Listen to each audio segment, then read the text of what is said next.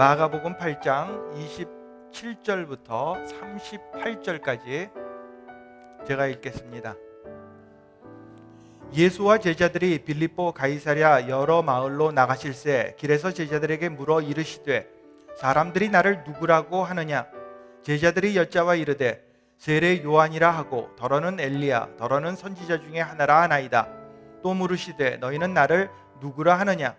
베드로가 대답하여 이르되 주는 그리스도시니이다 하매 이에 자기의 일을 아무에게도 말하지 말라 경고하시고 인자가 많은 고난을 받고 장로들과 대제사장들과 서기관들에게 버림받되어 죽임을 당하고 사흘 만에 살아나야 할 것을 비로소 그들에게 가르치시되 드러내놓고 이 말씀을 하시니 베드로가 예수를 붙들고 항변하매 예수께서 돌이키사 제자들을 보시며 베드로를 꾸짖어 이르시되 사탄아 내 뒤로 물러가라. 내가 하나님의 일을 생각하지 아니하고 도리어 사람의 일을 생각하는도다 하시고 무리와 제자들을 불러 이르시되 누구든지 나를 따라오려거든 자기를 부인하고 자기 십자가를 지고 나를 따를 것이니라. 누구든지 자기 목숨을 구원하고자 하면 잃을 것이요 누구든지 나와 복음을 위하여 자기 목숨을 잃으면 구원하리라. 사람이 만일 온 천하를 얻고도 자기 목숨을 잃으면 무엇이 유익하리요? 사람이 무엇을 주고 자기 목숨과 바꾸겠느냐? 누구든지 이 음란하고 죄 많은 세대에서 나와 내 말을 부끄러워하면 인자도 아버지의 영광으로 거룩한 천사들과 함께 올 때에 그 사람을 부끄러워하리라. 아멘. 여러분 다시 한번 예배에 오신 것을 환영합니다. 이 시간 말씀을 통해서 큰 은혜 받는 귀한 시간 되시길 바랍니다. 요즘 기독교인들의 문제는 바로 이것입니다. 그들은 자신들이 예수님을 잘 따르는 사람들이라고 생각합니다. 그러나 그들 중에 많은 사람들에게는 예수님을 따르는 것에 대한 관심이 없습니다. 그들은 세상에 나가서 사람을 낚는 어부들이 되는 것은 원하지 않습니다. 그 대신 수족관 안에 있는 물고기처럼 편하게 살길 원합니다. 그러나 역사를 살펴보면 예수님의 제자들은 그렇게 예수님을 따르지 않았습니다. 그러므로 우리는 이번 시리즈를 통해 예수님을 따른다는 것이 무엇인가 그 의미에 대해서 생각해 보고 있습니다. 그리고 오늘은 오직 예수님만 철저히 따라야 하는 것에 대해서 생각해 보겠습니다. 역설이란 모순적이고 논리에 맞지 않는 말 같지만 잘 생각해 보면 진리인 것들을 말합니다. 역설은 언뜻 들으면 모순된 말 같지만 잘 생각해 보면 진실인 것을 역설이라고 그렇게 말합니다. 그 예로 동정녀 탄생은 역설인 것 같습니다. 어떻게 동정녀가 아기를 갖습니까? 그러나 예수님의 삶을 살펴보면 동정녀 탄생은 사실입니다. 그래서 역설은 우리가 보통 생각하는 것을 초월합니다. 그게 어떻게 사실일 수 있습니까? 라고 질문할 수 있습니다. 하지만 사실입니다. 우리가 오늘 읽은 말씀을 보면 이 말씀 가운데는 역설적인 진리들이 많이 포함되어져 있습니다. 그리고 이 역설들은 기독교의 깊은 진리를 보여주고 있습니다. 29절 말씀을 보면 베드로는 예수님께서 바로 메시아로 오신 이 세상을 구원하기 위해 오신 메시아시라고 그렇게 고백했습니다. 그리고 예수님께서는 베드로의 고백을 승인하셨습니다. 그리고 예수님께서는 자신이 메시아라는 그 의미에 대해서 설명해 주시기 시작했습니다. 예수님께서는 구약에 예언된 모든 메시아에 대한 말씀들이 자기를 통해 이루어질 것이라고 그렇게 말씀해 주셨습니다. 모든 인간들의 구세주로서 예수님께서는 인간들이 듣기에는 역설적인 말씀들을 해주셨습니다. 생각해 보시기 바랍니다. 이 세상 만물을 심판하실 분이 인간들의 심판을 받으셨습니다. 또 만물의 생명을 주신 분이 죽임을 당하셨습니다. 얼마나 역설적인 진리들입니까? 그러나 예수님의 말씀은 100% 다 이루어졌습니다. 세상을 창조하신 하나님께서 십자가에 달려 돌아가셨습니다. 예수님께서는 우리들을 구원해 주시기 위해 철저한 희생을 하신 것입니다. 그리고 우리들에게 명령하셨습니다. 예수님을 따르기 위해 예수님께서 하신 것처럼 우리도 철저한 희생을 하면서 예수님을 따라야 한다고 말씀해 주셨습니다. 그래서 저희가 읽은 말씀 가운데 31절부터 34절 말씀을 보면 우리는 하나님의 뜻에 순복하며 하나님을 따라야 합니다. 첫째로 우리는 우리의 뜻을 하나님께 순복시켜야 합니다. 우리는 우리의 뜻을 하나님께 순복시켜야 합니다. 31절과 32절은 다음과 같이 기록했습니다. 인자가 많은 고난을 받고 장로들과 대제사장들과 서기관들에게 버림받아 죽임을 당하고 사흘 만에 살아나야 할 것을 비로소 그들에게 가르치시되 드러내놓고 이 말씀을 하시니 베드로가 예수를 붙들고 항변하매. 예수님께서는 자신이 유대교의 지도자들한테 버림받고 죽임을 당하고 사흘 후에 다시 부활하실 것이라고 그렇게 말씀하셨습니다. 베드로는 그 말씀을 듣고 예수님께 항변을 했습니다. 이곳에 항변이라는 단어는 예수님을 꾸짖었다는 말입니다. 예수님께서 내가 이제 죽임을 당할 것이다 이렇게 말하니까 베드로는 왜 그런 말을 하는 겁니까? 그렇게 말하지 마세요 하고 예수님을 꾸짖었습니다. 베드로는 메시아가 어떤 일을 이룰 것인가에 대해서 전혀 이해하지 못하고 있었습니다. 베드로는 예수님께서 메시아이신 것은 믿었지만 그 메시아의 의미가 무엇인지 도무지 이해하지 못했습니다. 33절은 다음과 같이 기록했습니다. 예수께서 돌이키사 제자들을 보시며 베드로를 꾸짖어 이르시되 사탄아 내 뒤로 물러가라. 내가 하나님의 일을 생각하지 아니하고 도리어 사람의 일을 생각하는도다 하시고. 예수님께서는 베드로를 아주 호되게 야단치셨습니다. 베드로를 사탄이라고 그렇게 불렀습니다. 그 이유가 무엇입니까? 그 이유는 예수님께서 사탄에게 광야에서 시험을 받으실 때 사탄이 예수님께 똑같은 시험을 주셨기 때문입니다. 베드로는 예수님한테 딴 사람들 생각하시지 마시고 하나님의 뜻이 무엇인지 뭐 중요합니까?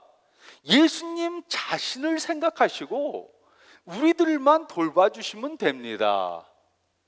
이렇게 말한 것입니다.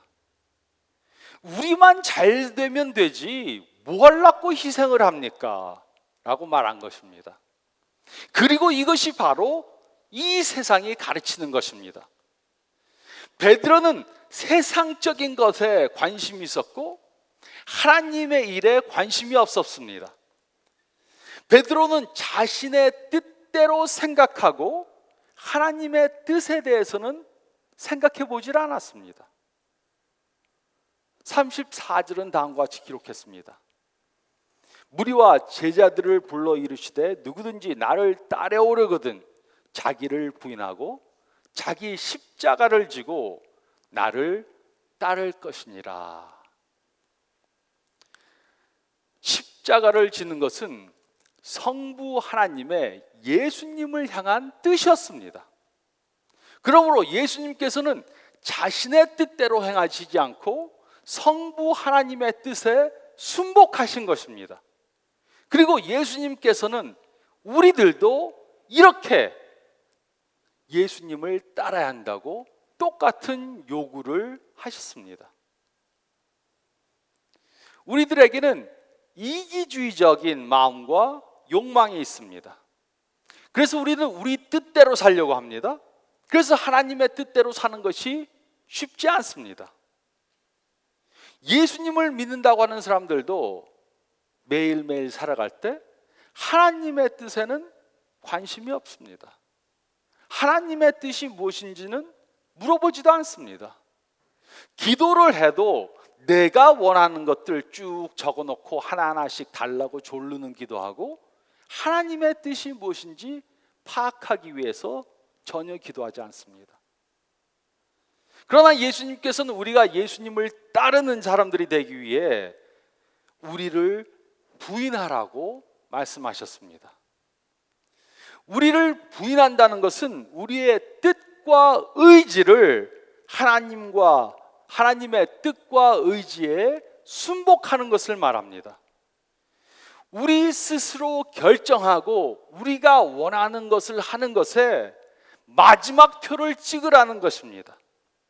그리고 하나님의 뜻이 무엇인지 깨달아 그 뜻대로 사는 것을 말하는 것입니다.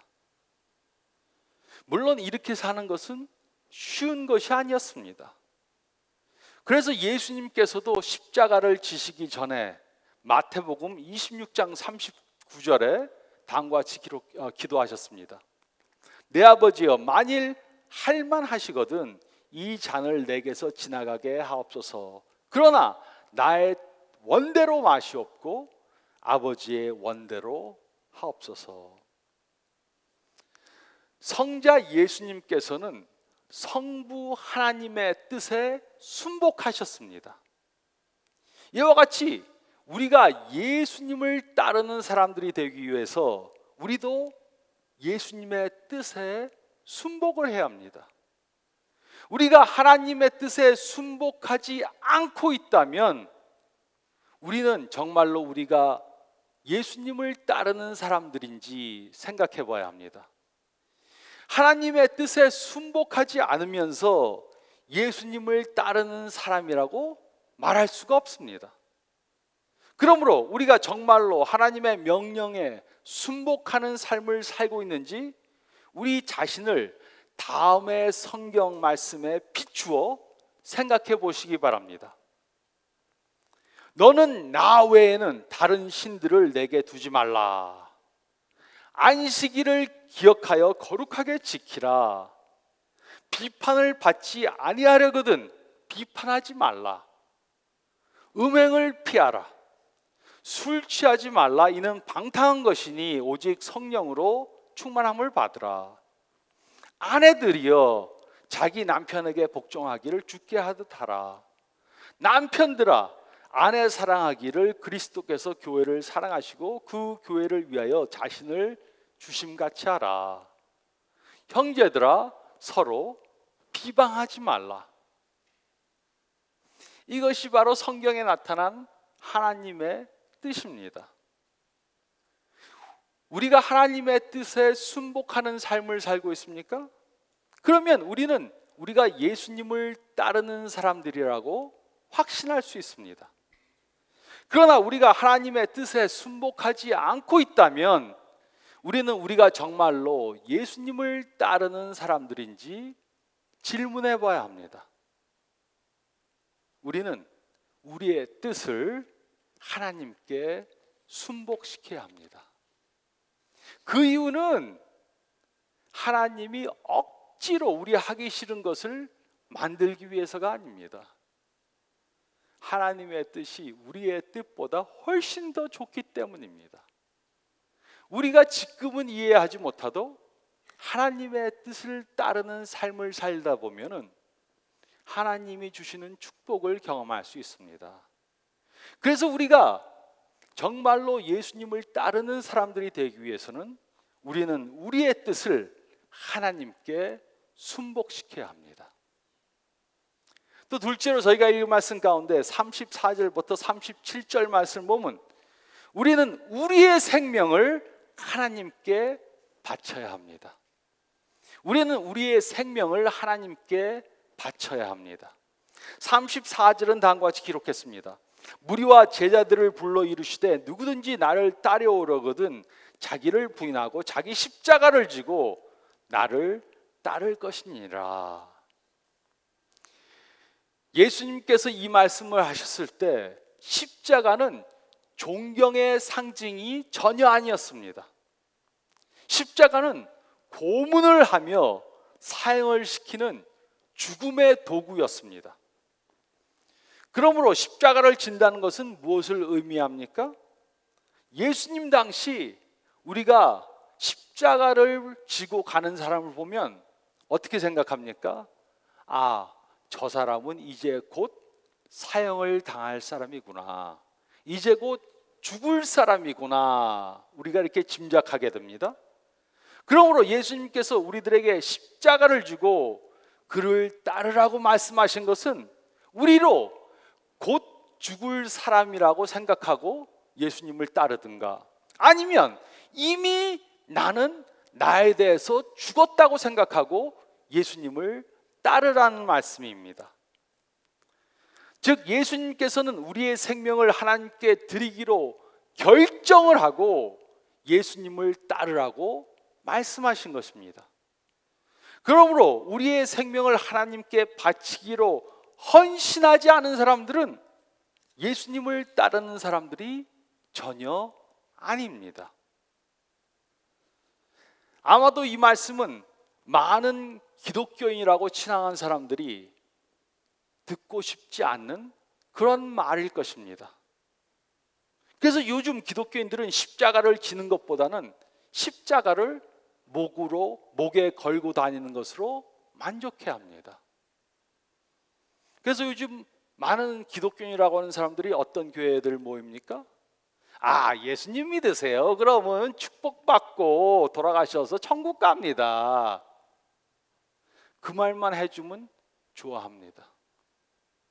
하지만 그것은 기독교가 아닙니다. 이곳에 예수님의 말씀은 너무나도 정확하게 쓰여져 있습니다.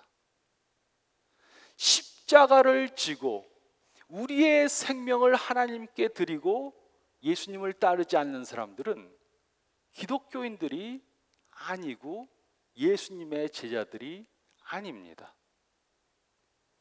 어떤 사람들은 예수님이 누구신지 머리로 믿기만 하면 영생을 얻는다고 말합니다. 그리고 예수님을 한번 믿으면은 이제 아무렇게나 살아도 천국에 갈 수 있습니다. 이렇게 말합니다. 이 세상에서 편안하게 살다가 돌아가셔서 천국 가세요. 무슨 죄를 범해도 예수님께서 다 용서해 주십니다. 걱정하지 마세요. 그런데 이런 삶을 사는 사람들은 십자가를 지고 예수님을 따르고 있는 것이 절대로 아닙니다. 이것은 기독교가 아니고 성경에 쓰인 진리가 아닙니다. 이렇게 생각하는 사람들은 심판 때 놀라게 될 것입니다. 그들은 예수님으로부터 너희가 누구인지 내가 전혀 알지 못한다, 이런 말씀을 들을 것입니다. 예수님께서는 우리로 우리의 생명까지라도 바치면서 예수님을 따르라고 말씀하셨습니다. 그 이유가 무엇입니까? 하나님께서 이슬람교의 신처럼 우리가 그를 위해 죽기를 원하시는 겁니까? 그것은 절대로 아닙니다. 그러면 왜 예수님께서는 우리의 생명을 포함한 모든 것을 전부 다 예수님께 드리고 헌신하고 예수님을 따르라고 하셨습니까? 그 이유는 생명을 포함한 모든 것을 예수님께 다 드리고 예수님께 나와서 따르지 않으면 우리는 예수님을 따르는 삶을 살 수가 없기 때문입니다. 우리가 원하는 것을 하면서는 우리가 예수님을 따르는 삶을 살 수 없습니다. 35절부터 37절은 다음과 같이 기록했습니다. 누구든지 자기 목숨을 구원하고자 하면 잃을 것이요 누구든지 나와 복음을 위하여 자기 목숨을 잃으면 구원하리라. 사람이 만일 온 천하를 얻고도 자기 목숨을 잃으면 무엇이 유익하리요? 사람이 무엇을 주고 자기 목숨과 바꾸겠느냐? 예수님께서는 역설적으로 말씀하셨습니다. 우리가 우리의 육체의 목숨을 유지하고자 시도한다면 영적으로 죽게 될 것입니다. 그러나 육체적 생명을 하나님께 헌신하면 영생을 얻게 될 것입니다. 이것이 바로 예수님을 따르는 삶인 것입니다. 그런데 어떤 사람들은 이렇게 생각합니다. 우리가 한번 예수님을 믿는다고 신만 하면 영생을 얻은 것이고, 우리가 예수님을 영접하는 기도를 했다면 그 후 어떻게 살든지는 별로 중요하지 않다. 예수님께서는 어떤 죄도 다 눈 감아 주실 것이라고 생각합니다. 물론 예수님께서는 어떤 죄도 다 용서해 주실 것입니다. 그러나 예수님을 참으로 따르는 사람들은 예수님을 영접하고 난 후에 아무렇게나 살지 않습니다. 예수님을 진정으로 따르는 사람들은 자신들의 생명을 희생하면서 예수님을 따릅니다. 자신들의 몸을 하나님께 거룩한 산 제사로 드리고 예수님을 따릅니다. 이렇게 사는 사람들만이 예수님을 따르는 사람들입니다. 그리고 이런 사람들만이 이 세상에서 예수님이 주시는 새로운 삶을 경험하고 이 세상을 떠나 천국에서 영생하게 될 것입니다. 그래서 우리는 우리의 생명을 하나님께 바쳐야 합니다. 그래야만 우리는 예수님이 주시는 새로운 삶을 살 수 있습니다. 근데 많은 교회 나가는 사람들이 자신의 삶, 자신이 원하는 것을 꽉 붙잡고 그 위에다가 영생을 얹으라 그러니까는, 그 위에다 영생을 얹고 살라니까는 예수님을 따르지 못합니다. 우리는 우리의 생명을 하나님께 바쳐야 합니다. 그렇지 않으면 예수님을 따르는 삶을 살고 있는 것이 아닙니다. 또 세 번째로 저희가 읽은 말씀 가운데 38절 말씀 보면 우리는 예수님을 우리 삶 가운데 인정해야 합니다. 우리는 예수님을 우리 삶 가운데 인정해야 합니다. 38절은 다음과 같이 기록했습니다. 누구든지 이 음란하고 죄 많은 세대에서 나와 내 말을 부끄러워하면 인자도 아버지의 영광으로 거룩한 천사들과 함께 올 때 그 사람을 부끄러워하리라. 예수님께서는 예수님과 예수님의 말씀을 부끄러워하는 사람들을 예수님께서도 부끄러워하게 될 것이라고 그렇게 말씀하셨습니다. 여기서 부끄러워한다는 헬라어 단어는 부인한다는 의미를 가지고 있습니다. 부끄러워서 인정하지 않고 부인하는 것입니다. 그러므로 이를 직역해서 해석하면은 예수님께서 자신을 부인한 사람을 부인함으로써 심판하실 것이라고 말씀하신 것입니다. 예수님께서는 예수님을 부인하는 사람들에게 그들이 누군지 도무지 알지 못한다고 그들을 부인하실 것입니다. 그러므로 우리는 예수님을 존경만 하는 것과 인정하는 삶의 차이를 바로 깨달아야 합니다. 존경만 하는 것과 인정하는 것은 서로 다른 것입니다. 예수님을 존경만 하는 삶은 십자가를 피하는 삶입니다. 그러나 예수님을 인정하는 삶은 십자가를 지는 삶입니다. 예수님을 존경만 하는 삶은 행복한 삶을 추구하는 삶입니다. 그러나 예수님을 인정하는 삶은 거룩한 삶을 추구하는 삶입니다.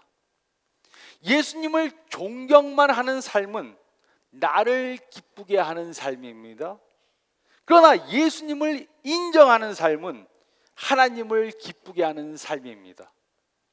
예수님을 존경만 하는 삶은 나를 우선순위에 두는 삶입니다. 그러나 예수님을 인정하는 삶은 예수님을 우선순위에 두는 삶입니다. 예수님을 존경만 하는 삶은 희생이 없을 때만 예수님을 따르는 삶입니다. 그러나 예수님을 인정하는 삶은 무슨 희생이 있더라도 예수님을 따르는 삶입니다. 예수님을 존경만 하는 삶은 예수님께서 우리가 원하는 길로 갈 때만 예수님을 따르는 삶입니다. 그러나 예수님을 인정하는 삶은 예수님께서 우리가 원치 않는 길로 가실 때라도 예수님을 따라가는 삶입니다. 예수님을 존경만 하는 삶은 다른 사람들이 예수님을 따를 때만 예수님을 따라가는 삶입니다. 그러나 예수님을 인정하는 삶은 다른 사람들이 예수님을 따르지 않아도 예수님을 따르는 삶입니다. 예수님을 존경만 하는 삶은 지옥을 피하려는 삶입니다. 그러나 예수님을 인정하는 삶은 천국을 추구하는 삶입니다. 그런데 많은 기독교인이라고 하는 사람들도 예수님을 인정하는 것보다는 예수님을 존경하는 삶을 살고자 합니다. 아, 예수님 존경합니다. 제가 예수님 좋아해요. 그런데도 세상을 더 사랑하고 나를 더 사랑하는 삶을 삽니다. 많은 기독교인들이라고 하는 사람들이 예수님과 예수님의 말씀을 무시합니다. 그런데 이런 행위는 예수님을 부인하는 것입니다. 예수님을 모른다고 하는 것입니다. 베드로가 예수님을 모른다고 부인한 것처럼 예수님을 무시하고 부인하는 것입니다. 이런 삶은 예수님을 따르는 삶이 전혀 아닙니다. 우리는 예수님을 우리 삶 가운데 인정해야 합니다. 예수님이 나의 주님이시고 나는 예수님의 제자라는 것을 인정하는 삶을 살아야 합니다.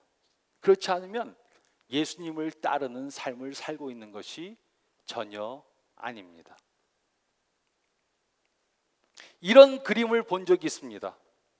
교회 앞에 사인이 있는데 사인이 이렇게 써져 있습니다. 라이트 교회, 헌신은 75%만 하면 됩니다.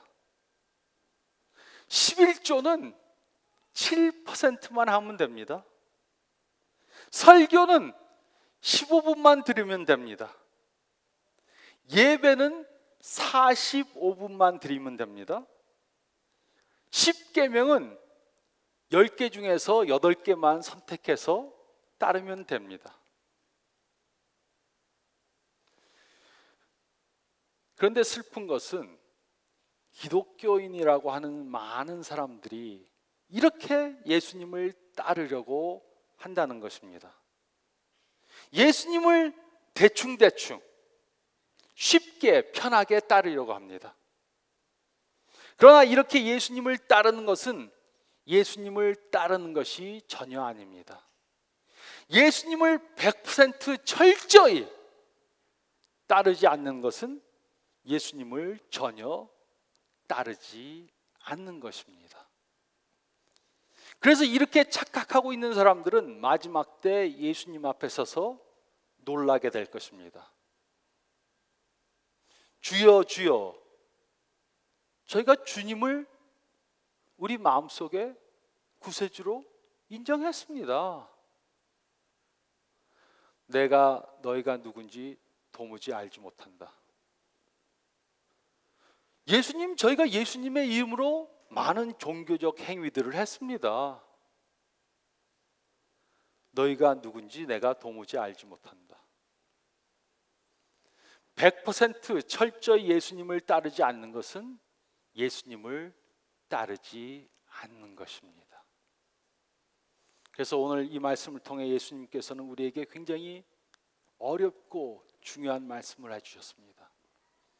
우리의 뜻을 하나님의 뜻에 순복하지 않는 것은 예수님을 따르는 것이 아닙니다. 우리가 원하는 것만 하나님께 바치고 우리가 원하지 않는 것은 하나님께 바치지 않는 것은 예수님을 따르는 것이 아닙니다. 우리 삶 가운데 예수님을 무시하고 예수님을 인정하지 않는 것은 예수님을 따르는 것이 아닙니다.